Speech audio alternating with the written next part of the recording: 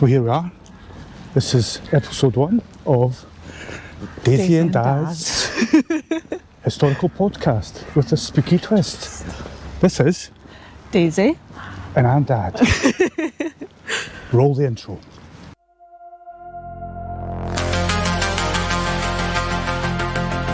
Daisy and Dad's historic podcast with a spooky twist. Welcome.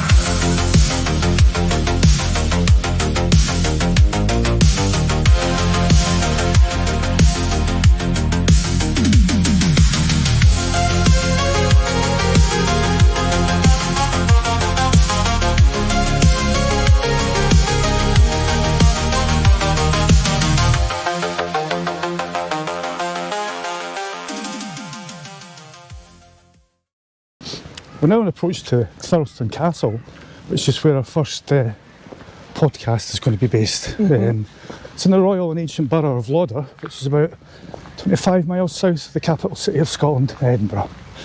Thurleston Castle. I don't know much about it, but Daisy, can you fill us in on the details? I used to work at Thurleston. I did a couple years ago. Where the original castle is now, it's not, or where the castle is now, it's not the original one. The original one was about a mile north. Oh, is that the wee one that's on the way to Kelso? Yes. The wee ruin? Yeah. All right, okay. But where the castle is now, first fortress was there in 1548, was built by Sir Robert Bowes during the 8 Years' War. But then a couple of years later it was taken apart by the locals and the ground was sold to the first Lord of Thurleston, John Maitland. John Maitland. We'll discuss him in a minute.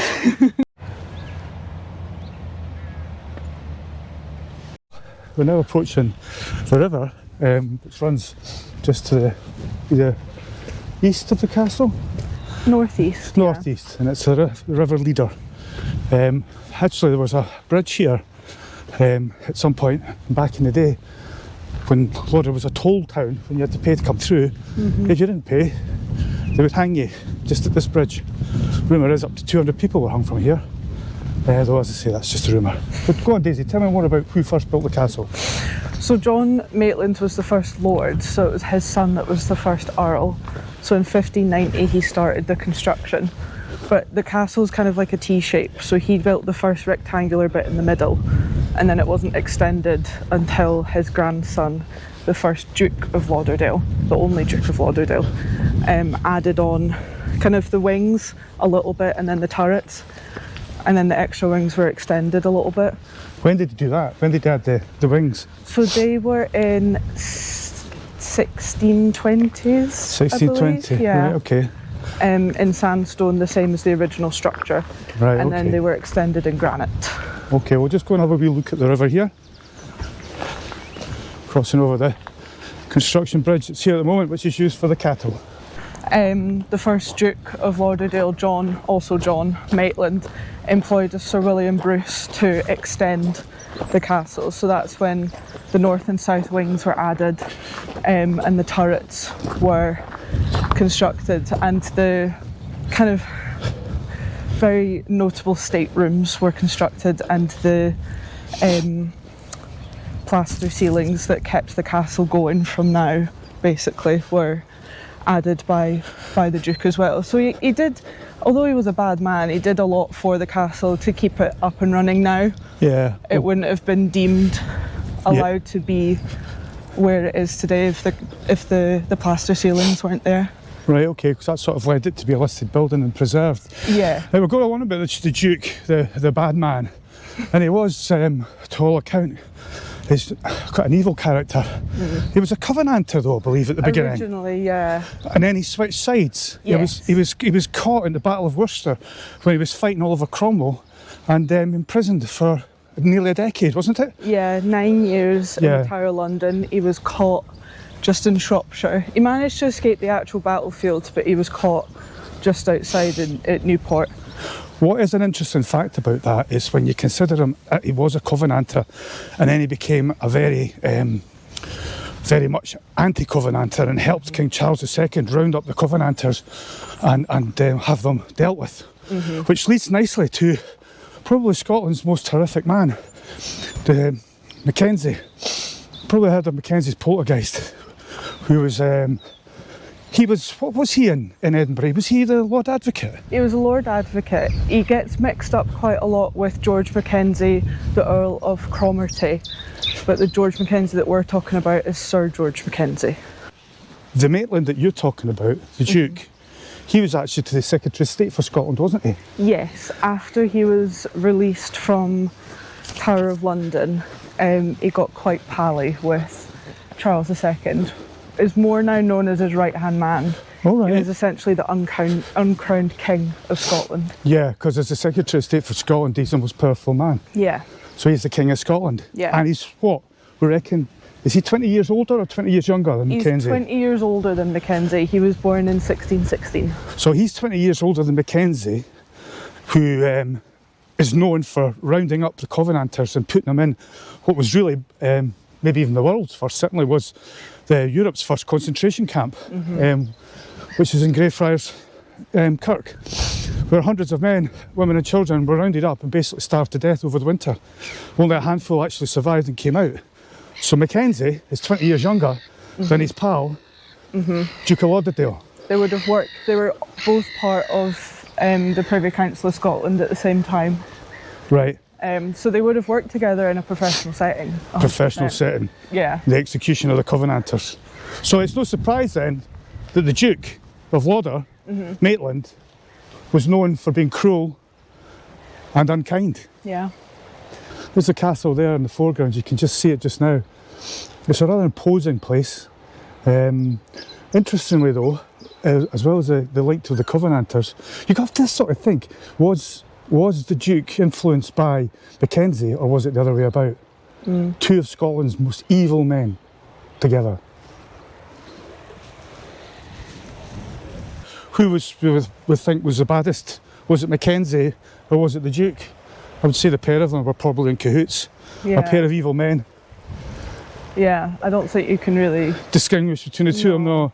The Duke of Lauder was known, Maitland was known for taking young women and torturing them in the basement and down in the dungeons of the castle over there and the lower rooms where they couldn't be heard screaming. And he murdered several women in that place. Bodies were never recovered. They're probably buried somewhere nearby.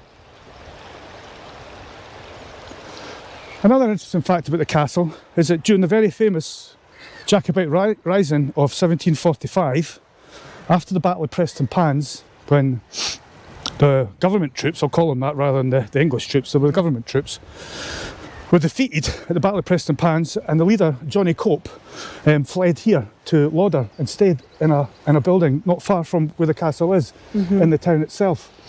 The day after that, the Jacobite forces were split into two. Some went to Carlisle, but Bonnie Prince Charlie and his crew, they came down here and stayed the night at Thirlestone. Bonnie Prince Charlie's room is up there in the towers of the castle there, and it's still open for you to see today. Interestingly, the thing about it is, and I think this is not true, but people say that the ghost of Bonnie Prince Charlie can sometimes be seen standing at the window looking out into what must have been his army encamped below, just as they're about to main their great adventure down to Derby, where they nearly won. I think that's a load of rubbish. I think that's just them trying to sell the castle to the tourists. Bonnie Prince Charlie's ghost must be everywhere. Like Mary Queen of Scots, most popular ghost in the world. There it is, Thirlestone Castle.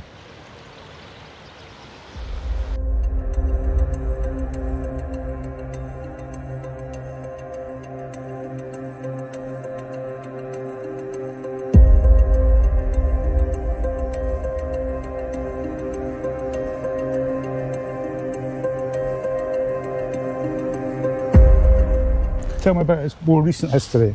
So during the First World War, 1914, it was actually used as a hospital for troops. Oh wow.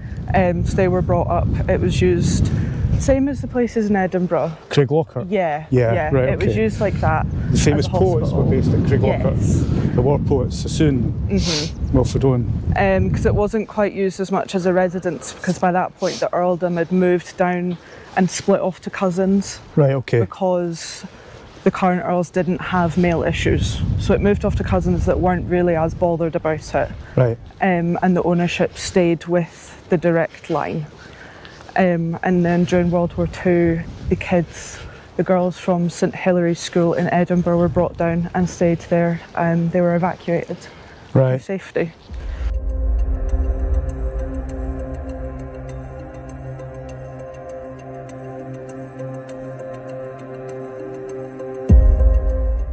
Maitland Carew then inherited it from his grandmother, Ethel Mary. And then he's still alive today? He's still alive, yeah. It's his son that lives in it just now, Edward, Yeah, Edward. with his family. But he found it in complete disarray. It needed a lot of work to it. The middle structure that was built by the First Lord was almost collapsing to the right, Okay. because it had just been completely left. So he did a lot of work to get it to where it is today, raising a lot of money for it, and working with Historic Scotland and getting a charity up and running, basically, so that they can have it how it is today. You can go for tours, you can hire it for private events, so it's now very much back to a working castle. He's really diversified as well, hasn't he? He's got, Yeah. you can't see it here, but over to the east is a large solar panel farm, which is quite, I say large, it's discreetly hidden amongst the trees, so it's just outside the trees, so it's quite nice.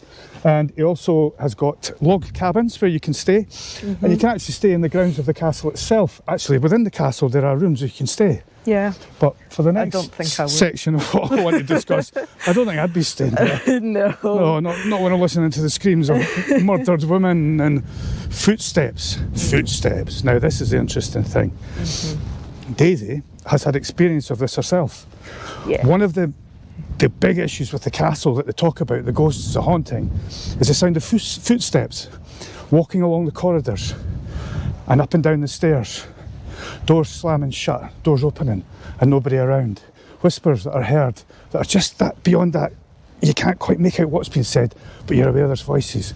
Obviously, people, whether it be Maitland himself or his victims, roaming the corridors looking for some sort of sanctuary. Maitland himself is said to appear at the windows of the castle up by where the nursery is, and he just stands there and doesn't speak. And anytime anybody has seen him or they've felt his presence, it's been an overwhelming feeling of dread and despair. Daisy, tell me about your experience.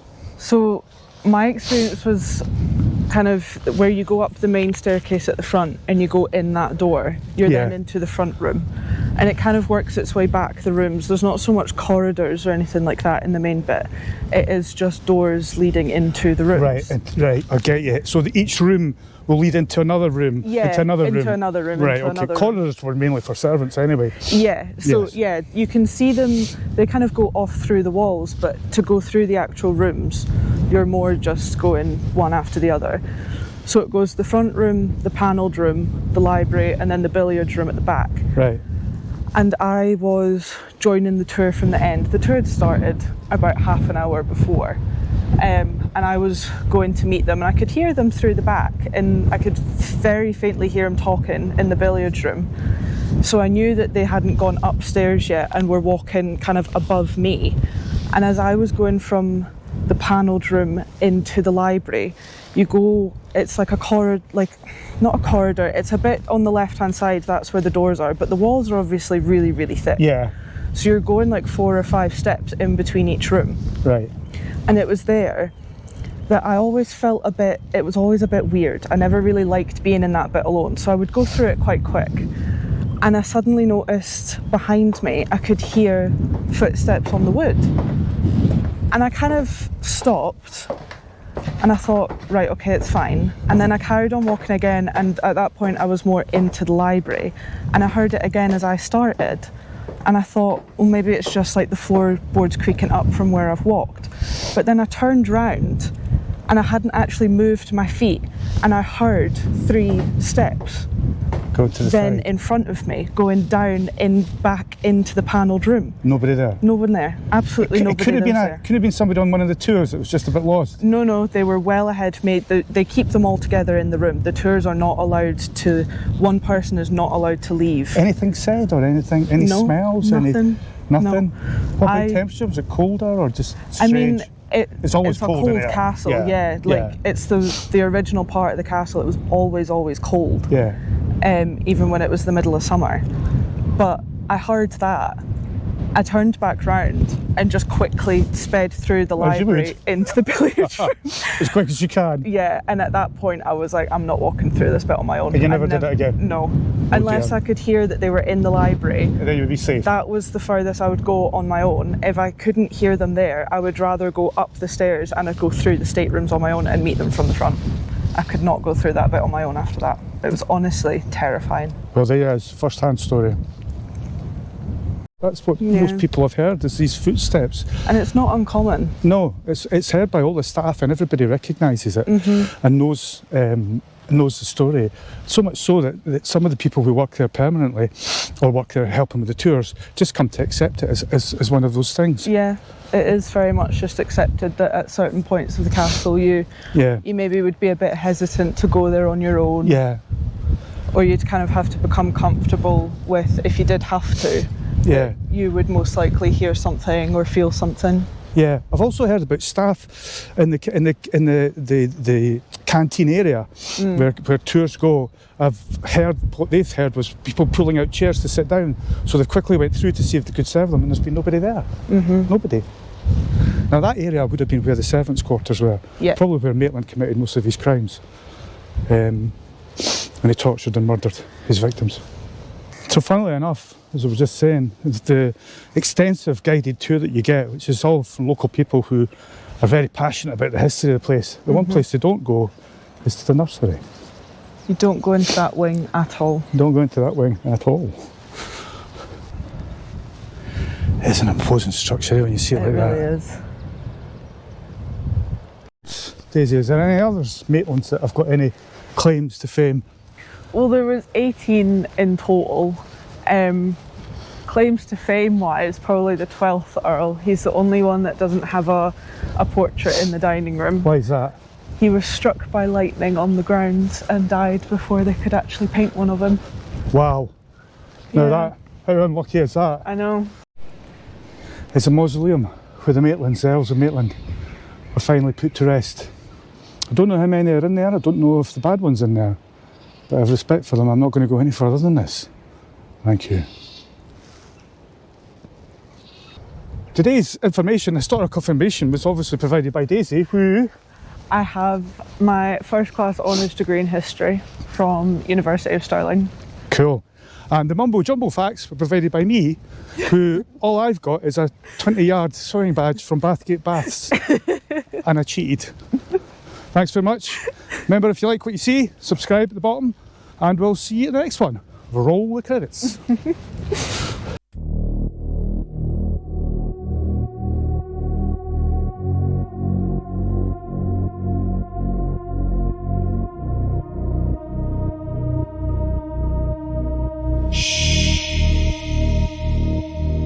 Candles flicker,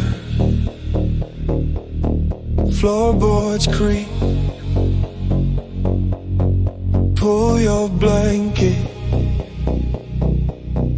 to your cheek. History's calling from the past. Daisy and I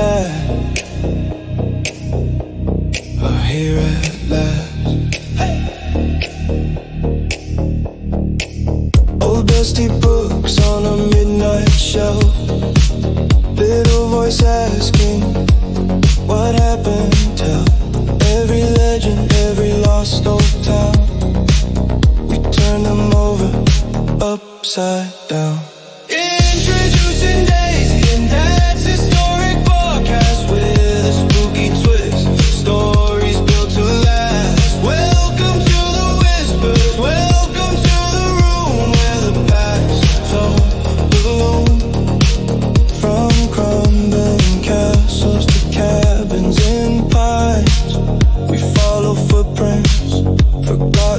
minds sit close together, breathing slow. You're safe right here while the shadows grow. Introducing Daisy, and that's historic podcast with a spooky twist. Stories built to last. Welcome to the whispers. Welcome to the room where the past is home from the gloom. So light that candle,